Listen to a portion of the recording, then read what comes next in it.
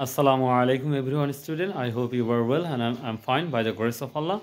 So if you want to improve English speaking, so I request you you have to memorize a vocabulary regularly and you have to make sentence small sentence, no problem. And first of all you have to make mistake.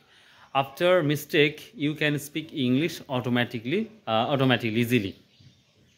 But if you will not mistake, then you cannot speak English. So I request you anyway you have to practice. Especially English is very easy language, but if you will not practice regularly, then you cannot speak English. So I request you, please practice and memorize the vocabulary. Okay, suppose you can see এটা একটা গাছ, এখন এটা একটা গাছ, তাহলে আমরা বলতে পারি দিস ইজ ট্রি, অথবা ওইটা হলে দ্যাট ইজ ট্রি। এভাবে প্র্যাকটিস করতে পারি। তারপর আমরা কি বলতে পারি, পাতা, this is leaf, that is leaf, those are leaf, this are leaf. এইভাবে আমাদের প্র্যাকটিস করতে হবে। আমি দাঁড়িয়ে আছি, I am standing, I am standing, I am standing. আমি যাচ্ছি, I am going, I am going. আমি খাচ্ছি, I am eating, I am eating, I am eating. এইভাবে রেগুলার প্র্যাকটিস করতে হবে। বসো, সিট ডাউন, বসেন, have a seat, get up, go, put on. যেমন আমি যদি কোনো কিছু পড়া হয় তাহলে পুট অন, টাই বাঁধো, আমরা টাই মানে বাঁধা। এই বিষয়গুলো আমাদের প্রতিদিন রেগুলার প্র্যাকটিস করতে হবে। তাহলেই আমি বাজারে যাচ্ছি, তাহলে I am going to market. বাজারে যাওয়ার পরে আফটার গোয়িং টু মার্কেট আমি কি কিনবো, আমি টি শার্ট কিনবো, তাহলে I will buy A shirt, I will buy A shirt, I will buy A shirt.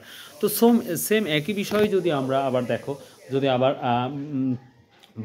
বাজার থেকে আমি বাড়িতে যাব, তাহলে বলতে পারি I will go to home from market. তো এই বিষয়গুলো আমাদের বারবার প্র্যাকটিস করতে হবে। ভুল কোনো ব্যাপার না, ভুল রেগুলার হবে, আমাদের হয়, সবার হয়। আর ভুল থেকে আমাদের শিখতে হবে। যেমন আমি কিন্তু বলতে পারি না ইংলিশ স্পিকিং, যে বিষয়টা ততটা বলতে পারি না, বাট চেষ্টা করি। তো চেষ্টা করতে করতে ইনশাল্লাহ ডেভেলপ হয়ে যাবে। তো সব থেকে ব্যাপারটা হচ্ছে তোমরা যখন যেটা দেখবা তখন সেইটার ওয়ার্ড মিনিং মুখস্থ করার চেষ্টা করবা। এবং যারা এসএসসি স্টুডেন্ট আছো তাদের জন্য একটা বিশেষ ইম্পর্টেন্ট একটা কথা বলি তোমাদের। দেখো, তোমরা অবশ্যই ভালো রেজাল্ট যদি করতে চাও, তাহলে অবশ্যই কিন্তু তোমাদের যেটা লক্ষ্য করতে হবে সেটা হচ্ছে বোর্ডভিত্তিক কোশ্চেনগুলো কন্টিনিউ প্র্যাকটিস করতে হবে। বোর্ডভিত্তিক কোশ্চেনগুলো প্র্যাকটিস করলে কিন্তু দ্রুত আগানো সম্ভব।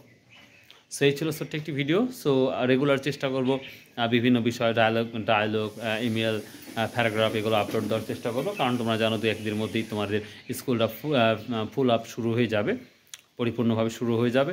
তো দেখা যাক, অবশ্যই ইংলিশটাকে ভালো করে ভালোবেসে পরে স্টার্ট করো। সো বাই, আল্লাহ হাফিজ, আসসালামু আলাইকুম।